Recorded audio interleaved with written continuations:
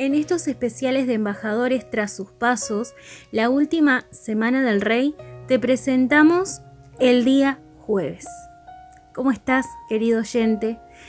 Y hemos llegado al día jueves, quizás el día más difícil, el día que marca un quiebre, un antes y un después en la semana en la que venimos poniendo nuestros ojos en Jesús.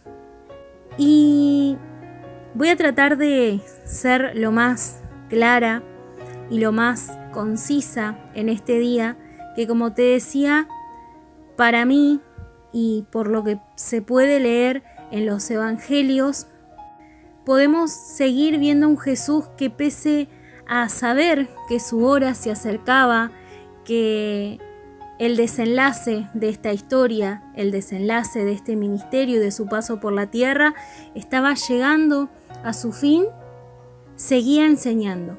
Y si vamos al libro de Juan, capítulo 13, versículo del 1 al 17, vamos a encontrar una historia muy interesante en donde podemos ver a un Jesús que continúa enseñando, que decide pasar un tiempo especial con sus discípulos, y es que estábamos próximos ya a la celebración de la Pascua, ¿sí? Y es así que este jueves crítico, ¿sí?, toma a sus discípulos y se dirige a un lugar donde tendrían esa cena en conmemoración de esta fecha. Ya les había dado las órdenes de cómo preparar todo, ¿sí?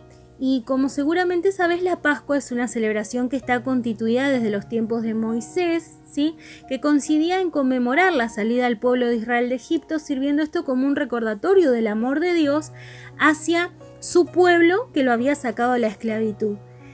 Jesús, al estar en la cena con sus discípulos, le da un nuevo significado a esta celebración. Ahora ya no recordarían a la liberación del pueblo de Israel de esa esclavitud, sino más bien la liberación de la humanidad entera de la esclavitud, pero del pecado. El pan y el vino usado en esa cena serían ahora el recordatorio del cuerpo y la sangre de Jesús dada para la salvación de cada uno de nosotros. Y cuenta la historia que al terminar la cena, Jesús se quita su manto, se ata una toalla a la cintura, puso agua en un recipiente y realiza un acto que era costumbre de la época, designada a los siervos de una casa o a los esclavos, que ejemplificaba con claridad la visión que tenía Jesús del servicio a los demás. Entonces tomó a sus discípulos y uno por uno fue lavando sus pies. Entonces podemos ver a nuestro Maestro que hasta en las últimas instancias de su vida se toma el tiempo para darnos una gran lección, un gran mensaje, que es el servirnos el uno a otro en igualdad de condiciones, ¿no?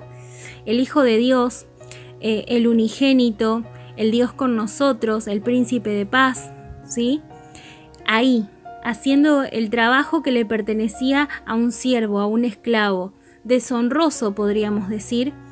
Entonces podemos ver que la lógica del reino de Dios es la contraria, muy contraria a la de este mundo, y el servicio a los demás y no a nosotros mismos es una regla de oro, podríamos decir, del reino celestial.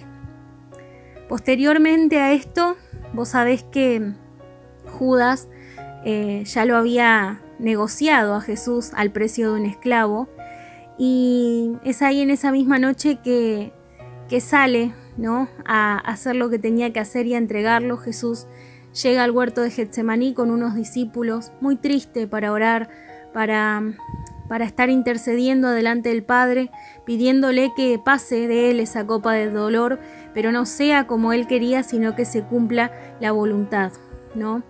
No me quiero imaginar el dolor que tenía Jesús, porque sabía perfectamente lo que implicaba morir por cada uno de nosotros. Próximos a él estaban las burlas, el escarnio, la desnudez, los golpes, y sin embargo Jesús en ese tiempo de dolor quería que los discípulos velen por él y siempre los encontraba dormidos. Y me hace pensar en tantas cosas, cuántas veces Jesús anhela ese tiempo con nosotros y cuántas veces nos encontrará de la misma manera, ¿no? Y tendríamos que estar bien despiertos, bien atentos a lo que Él tiene para decir, como lo estaba el Padre, escuchándolo en ese dolor aunque parecía que el cielo se había cerrado de par en par y bronce había sobre la cabeza de Jesús. Y no todo termina ahí, porque Judas llega con todos los soldados y los principales sacerdotes que detestaban a Jesús, al Hijo de Dios, y se produce el arresto de él.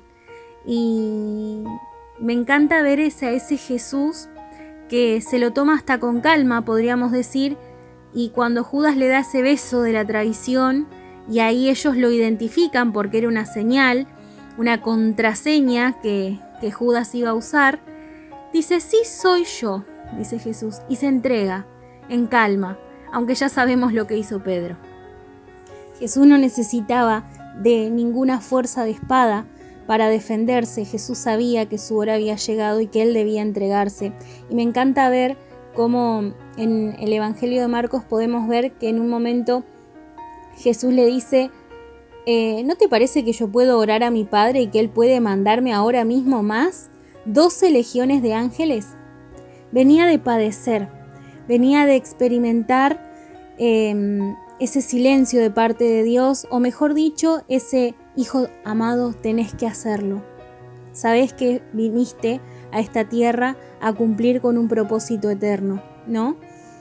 Y automáticamente ahí, al ratito, un Jesús que dice: ¿acaso vos no te creés que yo puedo, mi Padre, puede traer y mandarme la cantidad de ángeles que yo necesite para que me defiendan? Pero entonces, ¿cómo se cumplirían las Escrituras?, agrega, porque es necesario que así suceda.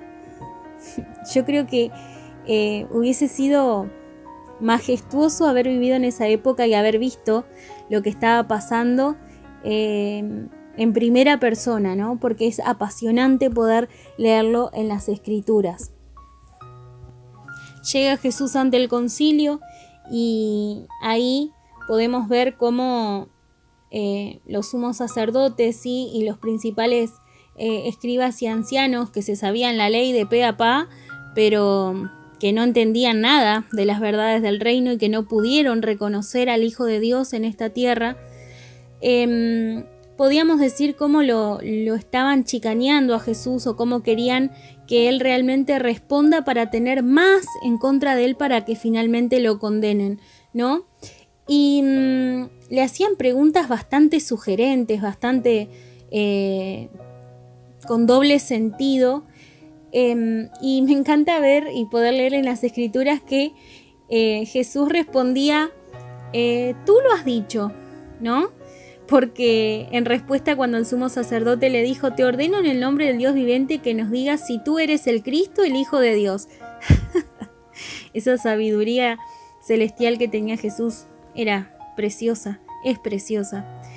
Entonces el sumo sacerdote se rasga las vestiduras y le dijo: has blasfemado, ¿qué necesidad tenemos de más testigos? Ustedes acaban de oír su blasfemia, ¿no? Y ahí llegamos, podemos decir, casi al final prácticamente de este día que te decía que era clave, pero no quiero despedirme, querido oyente, sin que reflexionemos con algunas preguntas que lo venimos haciendo a lo largo de la semana, y es: ¿realmente nosotros entregamos nuestra vida al servicio de los demás?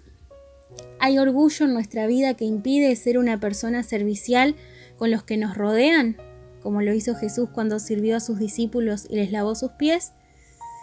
Y quiero ir más hondo. ¿Velamos en Jesús? ¿Mantenemos nuestros oídos espirituales abiertos, acompañando las directivas que nos da desde el cielo? ¿Podemos comprender realmente lo que significó para Él el padecer hasta la muerte en Getsemaní por amor a vos y a mí? Cuando yo lo veo a Jesús en las Escrituras, no puedo imaginarme el dolor que sintió, y realmente me cuesta dimensionar que lo haya hecho por alguien como yo. Y bajo ese aspecto pienso en lo mucho que aún tengo que aprender de Él. Eres el todo para mí, eres mi sol, mi respirar, y hasta mi forma.